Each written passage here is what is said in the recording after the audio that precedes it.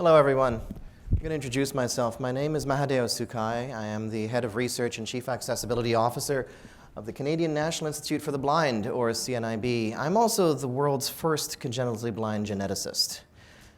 And I love tea. Coffee puts me to sleep, but I love tea. It's one of my two vices. Books are the other of my two vices. Reading a good book, drinking a good cup of tea, sitting next to my wife, that's pure bliss. Coffee shops are fun places to hang out. Coffee shops and bookstores, even better. So let me tell you about a few favorite coffee shops of mine. Coffee shop number 1, wonderful place to be, great environment, lots of teas, great online menu, nice to look at. The problem is not all teas are available all the time. Every time I go in, I have to actually ask the staff what's available. Coffee shop number 2, also a great place to hang out, lots of teas. They've got lots of different format menus. They've got the online menu, they've got the menu above the counter, they've got the menu in print. The menu in print's fantastic, as long as you can see. I'll ask the staff, what teas do you have? What teas do you have? They'll actually give me the menu first. They will talk with me, but they'll give me the menu first. Coffee shop number 3, they let me behind the counter. I get to interact with the teas directly. That's fun. As a society, we've got an interesting challenge. We tend to have a serious difficulty separating the terms diversity, accessibility, and inclusion. Diversity, a representational term, ends up getting confused and thought to be synonymous with the other two, almost to the point where we, as a nation, or as a community, or as a business, or as a team, start to conflate them, and we start to measure diversity when we really want to be measuring accessibility and inclusion. So that's a challenge. Accessibility and inclusion, there's epic confusion between those two terms. I've given workshops to people. I've asked the question, what's the difference? Here's one of the classic answers I get. Accessibility is for persons with disabilities. Inclusion's for everybody else. Okay, let's unpack that for a moment. I live with sight loss. I was born blind. I've lived with sight loss all my life. All right, fine. I'm also a South Asian, Caribbean-descended, first-generation Canadian immigrant, male, naturalized citizen, double-income household, married. And I could go on, right? So you can't expect me to, and you shouldn't expect me to actually separate those identities one from another. So let's come back to the coffee shops for a moment. Coffee shop number 1 is diversity, lots of teas. Coffee shop number 2 represents accessibility, multiple formats of the menu. Coffee shop number 3 represents inclusion because my agency of choice is retained. I'm empowered to be able to fully participate in the tea purchasing process. I can go behind the counter without assistance and I can pick out the tea that I want. All right, so now here's an interesting thing about coffee shop number 1. It also allows us to unpack the term accessibility and the term usability. Accessible menu, read it on my iPhone. Not a very usable menu, is it, if something on that menu is not present in the store? As accessibility and inclusion professionals, we often get these two terms confused, and we ourselves have to be really careful about that, because when we put a process into place, when we design a product, when we put a service in the field, we have to make sure that it's both accessible to everyone who's going to use it, as well as usable to everyone who's going to use it. The interesting thing about the world that we live in is everything's on demand. Food's on demand. Movies are on demand. You name it, it's on demand. The internet's on demand. Information's on demand. Thank you very much, Wikipedia. Here's an interesting thing.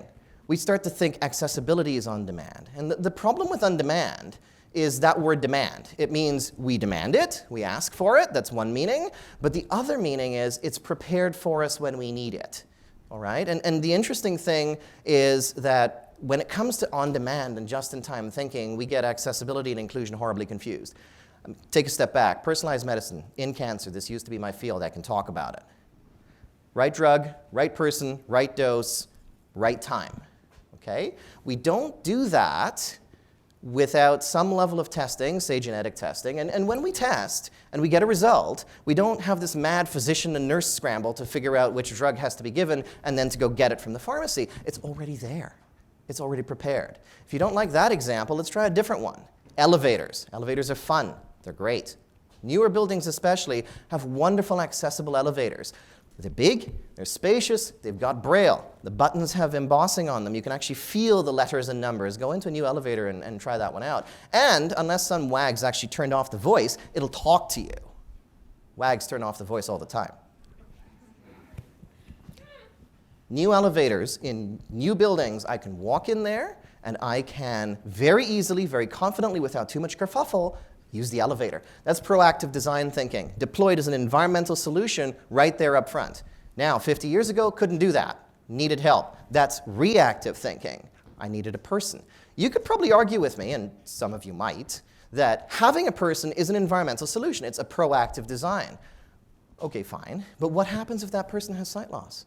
And what about my ability to go where I want when I want, because you've taken that out of the equation? So proactive design gets us to universal design. Universal design, we can look at that as a set of solutions that empower the greatest number of people to participate in the activities in question in the most effective ways possible. We often confuse that with getting the greatest number of people to participate for minimal effort. That's the 80-20 rule. The problem with the 80-20 rule is it depends on this definition of an average human being. The problem with average human beings, I'm a biological data scientist, I know this stuff, they don't exist.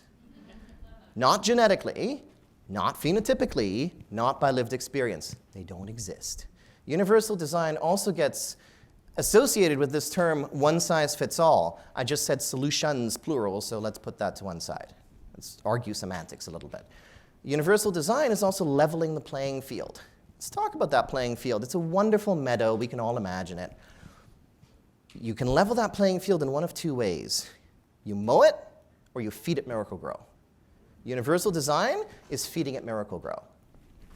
So when we think about universal design, we think about a person's interaction with their environment. We think about that physical interaction with the environment, whatever environment that is. We think about the people, and we think about the information. So 3 models of universal design. Universal design for the environment, universal design for information, universal design for people. Coffee shop number 1, paragon of physical accessibility, universal design for the environment. They got it sold. Coffee shop number 2 does that, plus the accessibility of information piece. So they've actually paid attention to universal design for learning principles, menus in multiple formats.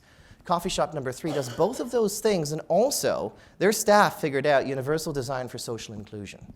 They allowed me behind the counter, right? They applied flexibility, creativity, collaboration, and openness to figure out how to preserve the staff-customer relationship. That universal design for social interaction piece asks us, in fact demands, there's that word again, demands that we actually put ourselves in the shoes of the other person, customer service agent to customer, teacher to student, service provider to client, healthcare practitioner to patient, employer to employee, and peer to peer. Doing that, we get to ask a question. What's the purpose of this interaction? What do we really want out of it? When we ask that question, we can then ask, can the existing policies that we have enable us to do this in a way that makes sense for the circumstances in question? If not, how can we actually make it work in the spirit of the policy, but not necessarily in their letter? That is universal design for social interaction. That's how it works. It preserves agency. It preserves the ability of somebody to walk into a coffee shop on their own without need for assistance from a customer service agent or a companion and buy tea or coffee, if you prefer. We argue you can't measure that. I'm going to argue the reverse. You absolutely can measure that. Coffee shop number 3, the first time they did this, they got my sale. And then they got me to come back. In fact, I'm giving them free advertisement right now, right? So they got my loyalty. You can measure that. You can measure client satisfaction. You can measure client outcome. You can measure service provision outcome. You can measure profit if that's your thing. You can measure educational outcome if that's your thing. You can measure healthcare outcome if that's your thing. You can measure staff engagement. It is actually very easy. So, at the end of the day, creative thought, empathy, common sense. This is inclusion, my friends. Now, there's a shameless plug that I'm going to throw up. I read about this stuff. You can find some of it in chapters 12 and 25 of the book that is currently on the screen. Talk to me about it later. Other shameless plug, my wife actually co-authored chapter 12. Thank you.